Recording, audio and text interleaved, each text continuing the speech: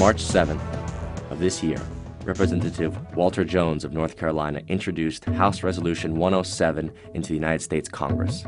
The resolution states, whereas the cornerstone of the Republic is honoring Congress's exclusive power to declare war under Article 1, Section 8, Clause 11 of the Constitution, now therefore be it resolved by the House of Representatives, the Senate concurring, that it is the sense of Congress that, except in response to an actual or imminent attack against the territory of the United States, the use of offensive military force by a president without prior and clear authorization of an act of Congress violates Congress's exclusive power to declare war under Article 1, Section 8, Clause 11 of the Constitution. Jones intended his resolution to express the sense of Congress that the use of offensive military force by a president without the prior and clear authorization of an act of Congress constitutes an impeachable, high crime misdemeanor under Article 2, Section 4 of the Constitution. Why does President Barack Obama deserve to be impeached? Here are 4 reasons. Doing little or nothing at all will result in even greater deficits, even greater job loss, even greater loss of income. 1. The Obama administration not only endorsed the 2008 bailout policy, the funds from which did not go either to homeowners or for taxpayers' protection, but rather to the consolidation of private banks, many of them in Europe. There was no investment of any meaningful type in the physical economy. There was no protection of the American people, but rather an illegal commitment made on behalf of private banking institutions to commit the American people to paying a debt that the American people did not accrue. The trillions of dollars that were pledged to the private banking sector are backed by the assets belonging to the American people. This combines to represent the most clear violation of the principle of the general welfare in the preamble to the Constitution of the United States. I also want to be clear about what we will not be doing. The United States is not going to deploy ground troops into Libya. U.S. boots are reportedly on the ground in Libya. 2. The Obama administration conducted a war in Libya which it claimed it did not conduct, with American forces that it claimed were not involved, to the purpose of overthrowing and then executing a head of a sovereign state, who was held in the custody of insurgent forces financed and militarily supported by the United States, France, Britain, and other NATO countries. This was done despite the fact that the United States was neither attacked nor threatened with attack by the nation of Libya. Only the Congress, not the President, has the authority under the Constitution to declare war. But the Obama administration believes that it has that authority. Do you think that you can act without Congress to initiate a no-fly zone in Syria without congressional approval?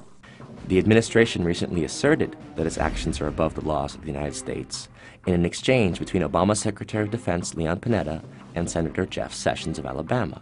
Our goal would be to seek international permission, and we would come to the Congress and inform you and determine how best to approach this, whether or not we would want to get permission from the Congress. I think those are issues we would have to discuss as we decide what to do here. What I heard you say is we're going to seek international approval, and then we'll come and tell the Congress what we might do. The Obama administration, thus, does not believe that the Congress has the exclusive power to declare war, and accordingly, the President should be impeached. Let me welcome Prime Minister Cameron to the United States of New York. Obviously, there is an extraordinarily special relationship. 3. The Obama administration sides with the imperial power of Great Britain, and proudly so, in what has been called the special relationship. Through that special relationship, the United States, as a result of the false intelligence advocated by Tony Blair, claimed that Iraq had weapons of mass destruction and conducted a preventive war against Iraq in 2003. Preventive war was declared a crime against humanity by the Nuremberg Statutes of 1947. But now, on March 13th of this year, Barack Obama and David Cameron declared their intention to seek the removal of the Syrian regime of President Bashar al-Assad, a regime that has shown no intent of threatening or attacking the United States Republic. This shows Obama's intent to continue a policy of war, for the commission of which the Nazis were sentenced to death at Nuremberg.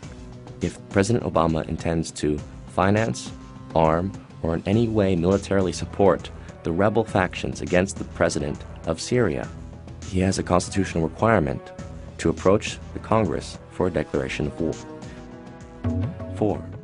President Obama has committed us as a country to a policy of indefinite warfare, including on American soil. On December 31st, 2011, Barack Obama signed into law the 2012 National Defense Authorization Act, which includes provisions that state that Congress affirms that the authority of the President to use all necessary and appropriate force pursuant to the authorization for use of military force includes the authority for the armed forces of the United States to detain covered persons pending disposition under the law of war. When Congress defined such covered persons, exempting U.S. citizens from the language, they were rebuked by the Obama administration, which told them to remove U.S. citizens from being precluded.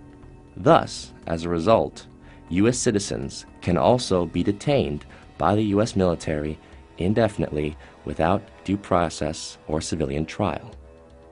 This now allows the United States military to arrest and detain without trial American citizens who are deemed enemy combatants. It abrogates the Constitution of the United States in the 4th, 5th, and 6th Amendments, the right of the people to be secure in their persons against unreasonable searches and seizures, and that no person shall be held to answer for a capital or otherwise infamous crime unless on a presentiment or indictment of a grand jury, and that the accused shall enjoy the right to a speedy and public trial by an impartial jury. All of these rights have been abandoned by the United States under President Barack Obama. Further, the President asks the country to believe him when he says that he will not use his power of the executive towards the arrest of U.S. citizens pursuant to the NDAA of 2012. However, the executive branch has already ordered the execution of an American citizen in November of 2011. The Obama administration has already assassinated an American citizen, Anwar al-Awlaki, who was never tried in absentia, but was simply indicted by a secret court, according to the executive branch, who then ordered his assassination, a murder which also included that of his son, a 16-year-old boy, and a family friend.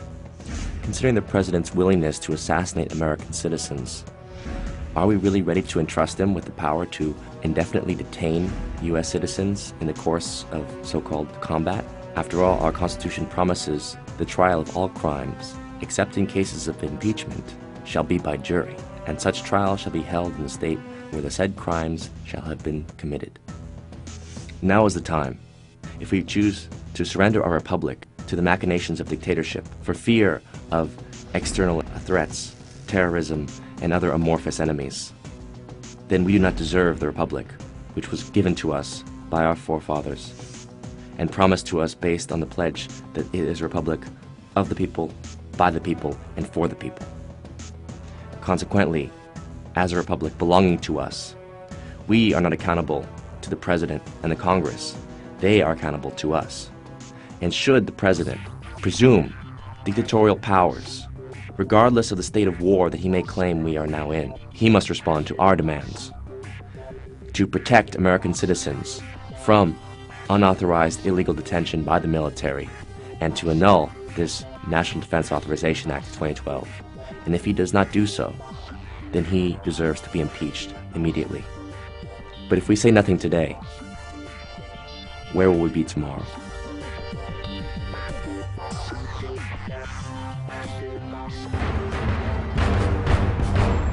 Ask yourselves, what are you doing in this time of great challenge? What are you doing to unlock minds?